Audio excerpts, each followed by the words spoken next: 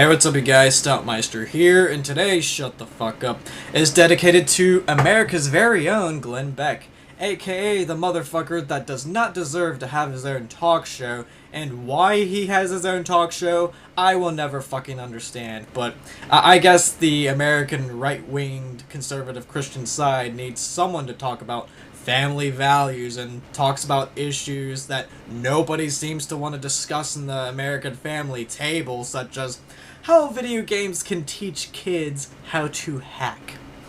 I am not even kidding you. When Watch Dogs was released fairly recently by Ubisoft, as Glenn Beck pronounces the company's name, Ubisoft. He goes on into saying that Watch Dogs can actually teach kids that play these video games how to hack into other people's iPads, into other people's bank accounts, and all this other bullshit that he's spewing out of his own mouth just so that he can have the satisfaction of hearing his own voice. Well, a little recently, me and Joe777K7 were playing Watch Dogs at his place, and we were playing that for about 7 hours. We were doing the mini games, we were doing the free roaming, and the story mode, and all that other great shit. And neither one of us were able to learn anything about hacking in the real world, so we must either be idiots or his claims are just rather bullshit. Here's something that one should really look into if they're going to make the claim that video games such as Watch Dogs is teaching people how to hack every time they play the video game. Hacking isn't a simple connecting the lines like the video game suggests. It's actually computer coding, and you have to learn ways how to hide all forms of identification, including your IP address, in order to do what you need to do, whether it be hacking into bank accounts, changing traffic lights, or doing anything else that requires hacking. Because if you do it in a way where you're just out in the open, you're gonna get caught, and you're gonna be paying all these fines to the people that you stole from, as well as to anyone else that you damaged, and your life is just gonna be fucked pretty much. Not to mention, it's not only computer coding and hiding your identification, you have to learn everything that there is to know about the ins and outs of a computer and so much more in order to be really successful with hacking, because otherwise, you're gonna be fucked.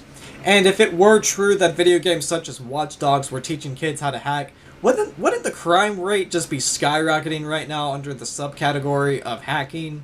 Big companies such as Google would be shut the fuck down.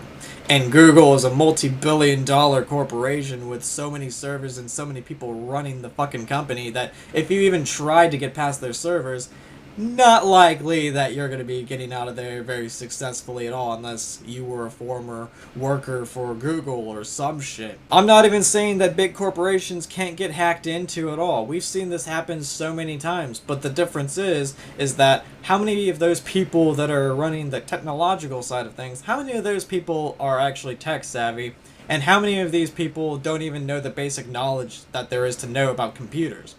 That is what makes the difference right there. And as far as people that want to say that Call of Duty is making people kill people, how many times has this argument been debunked? There's been no correlation between violent video games and mass shootings, other than the fact that those people just happen to love playing the video games. And yes, I'm referencing another part in Glenn Beck's video where he's talking about Breivik, who killed 77 people. And Glenn Beck only mentions the part where this guy was influenced by video games such as Call of Duty and World of Warcraft, as far as strategy and all sorts of other fucked up shit. Don't forget that, remember the massacre in Norway, where 77 people were killed? Do you remember what he said? No. He was trained to kill with Call of Duty and other video games. What Glenn Beck failed to mention was that this motherfucker was influenced by Al-Qaeda, the 9/11 attacks, not to mention he's had voices in his head. There's even a part in the CNN article that I got access to where it suggests that he heard voices in his head telling him not to kill people. And if you have voices in your head that are telling you these bipolar things such as kill people, don't kill people, chances are you're mentally ill and you shouldn't be carrying a gun. I dare anybody like Glenn Beck come up to a random soldier and tell them that they're doing what they're doing because of video games such as Call of Duty. I guarantee you that you would have the back of an AK-47 being bitch slapped across your goddamn face, and you would be insulted and spat on by these soldiers that are fighting for your freedom to say the stupid bullshit that you're spewing on your fucking talk show. I'm sick and tired of people acting like they have the answers to everything when in all reality they're just trying to push their own political agendas so that they can feel secure in their own insecurities. And I'm sick of people like Beck acting like these tragic acts have only been happening within the last few years when in all reality violence has been around since the dawn of fucking time. I mean, Columbine happened in '99, so that was 15 years ago, as well as we've had Ted Bundy. And here's another thing to talk about with Ted Bundy real quick.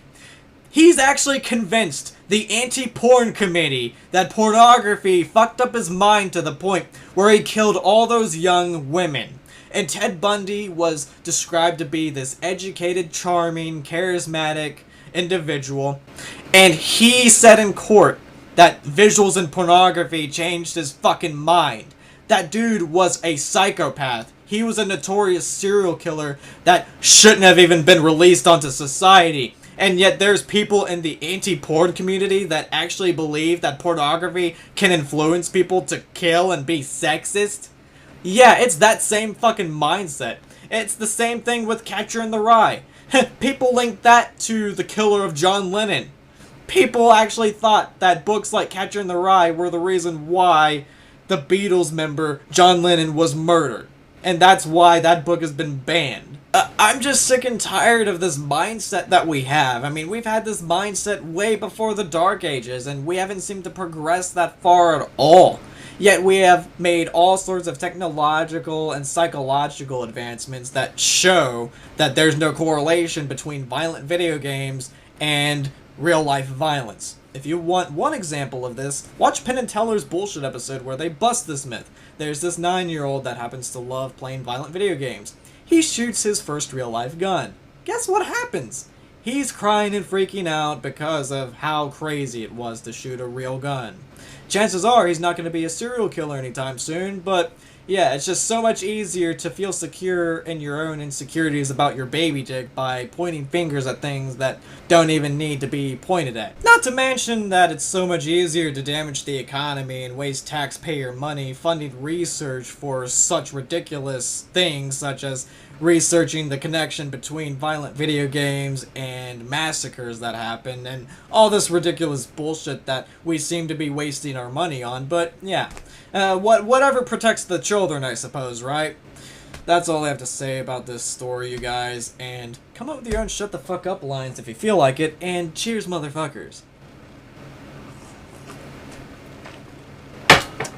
Today's Thirst Quencher and Energy Provider is brought to you by Monster Rojo. It is fucking amazing. That's all I gotta say about that. Now, stay tuned for more videos. Take care. See you later. Queuing Epic outro music now.